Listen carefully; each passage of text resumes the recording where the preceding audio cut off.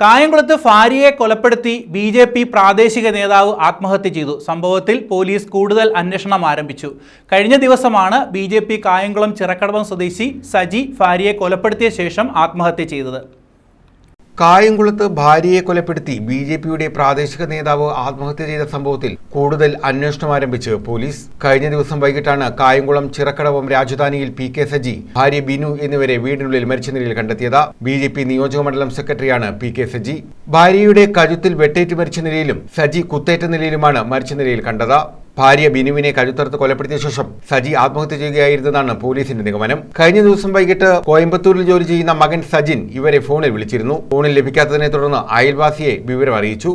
ഇവർ വന്ന് അന്വേഷിച്ചപ്പോഴാണ് മരണവിവരം അറിഞ്ഞത്. ഉടൻ തന്നെ പോലീസിനെ വിവരം അറിയിക്കുകയായിരുന്നു. ഒരു 3:30 ആയപ്പോൾ അപ്പുറത്ത് വീട്ടിലെ കൊച്ചിനെ വിളിച്ചായിരുന്നു. അച്ഛനെ അമ്മയെ വിളിച്ചിട്ട് ഫോൺ എടുക്കുന്നില്ല, സ്വിച്ച് ഓഫ് ആണെന്ന് പറഞ്ഞു. ഒന്ന് കയറി നോക്കാവോ എന്ന് ചോദിച്ചു. അങ്ങനെ കയറി നോക്കിയപ്പോഴാണ് സംഭവം ഞാൻ കാണുന്നത്. അവിടുത്തെ ചേച്ചിയാണെങ്കിൽ കമന്ന് കിടക്കുമായിരുന്നു, ബ്ലഡിനകത്ത് അത് കണ്ടു. ഒരു 3:30 ആയി കാണും വൈകിട്ട്. ഞാൻ അപ്പുറത്തെ മില്ലിലെ ചേട്ടനെ വിളിച്ചു. പിന്നെ ആ ചേട്ടനാണ് എല്ലാവരും വിളിച്ച് അറിയിച്ചത്. ആ മോൻ കോയമ്പത്തൂരാ ജോലി. അവനങ്ങനെ ഫോൺ സ്വിച്ച് ഓഫ് ആയതുകൊണ്ട് എന്നെ വിളിച്ച്. സ്ഥലത്ത് ഫോറൻസിക് വിദഗ്ധരെത്തി പരിശോധന നടത്തി. News bureau, Kayamkulam.